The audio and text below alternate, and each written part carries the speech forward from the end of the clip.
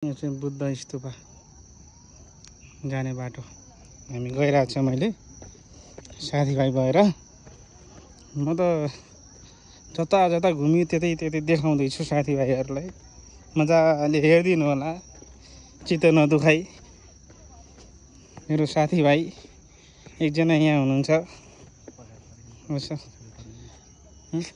अब माथिबाट चाहिँ झर्ने हो अनि त्यसपछि फेरि चढ्ने हो माथि। कहिलेकाहीँ हाम्रो सरलाई न्यासो लाग्यो भने यो भिडियो देखाइदिनु पर्ला हामी कहाँ पुगेर आएको थियौँ भनेर।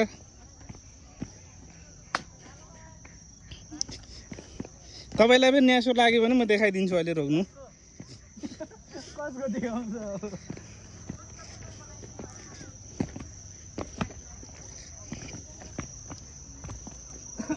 बिस्तारै हिँड्ने गर्नु होला प्रिय मित्रजनहरू। हाम्रो टाढाको छ यात्रा।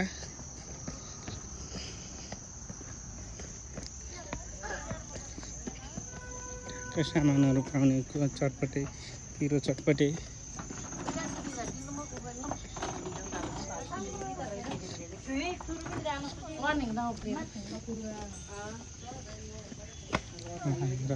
टोपीहरू लगाउनलाई हाम्रो एउटा टोपी हुँदा हुँदै अर्को लगाउने कुरा भएन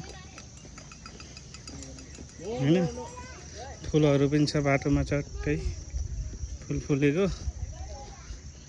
यो यहीबाट सुट्टै माथि जाने गेट बनाएको भए त आनन्द हुन्थ्यो। फेरि घुम्नु पर्ने अरे यता।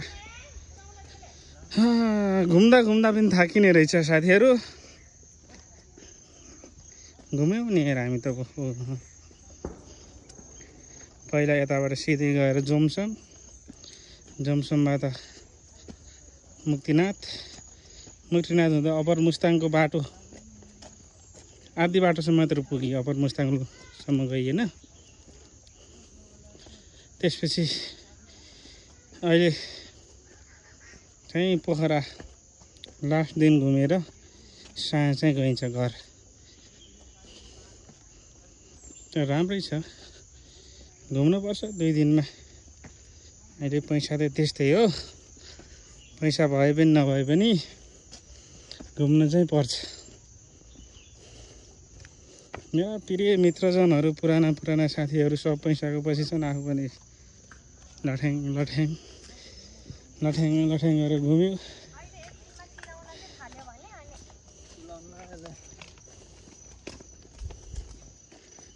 त्यस्तै हो।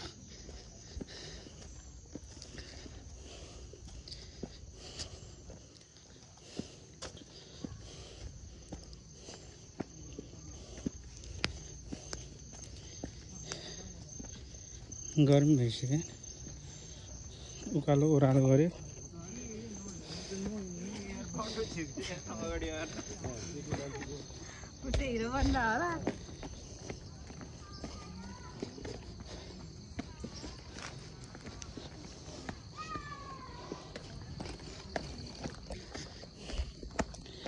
बाटो त लामो रहेछ यार, लामो बाटो रहेछ।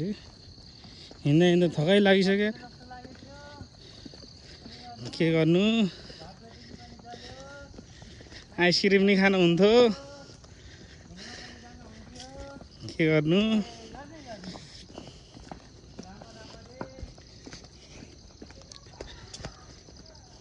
यस्तो तराईबाट आउँदाखेरि त हल्का हल्का पाहाडमा आउँदा शीतल चाहिँ हुँदो रहेछ। कराईबाट होइन सर, कराईबाट त सेलरोटी पनि निस्किन्छ त। सर के त तपाईँहरू त घुम्दा पनि थाक्नु भएन है। जाम सर भनेको झोला बाङ्गो गराएर भट्टाभट अर्को सर हुनुहुन्छ यहाँ पछि।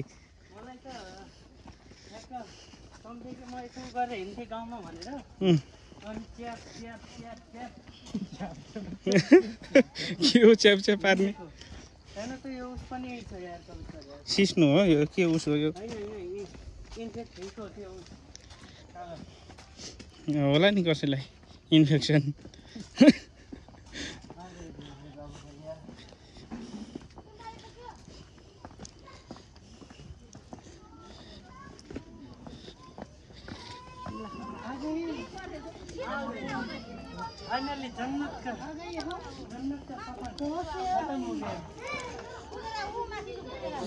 यो चाहिँ बुद्ध स्तूप यताबाट स्वागतम यहीँ छ नो टिकटक नो भिडियो ए ठिकै छ नि त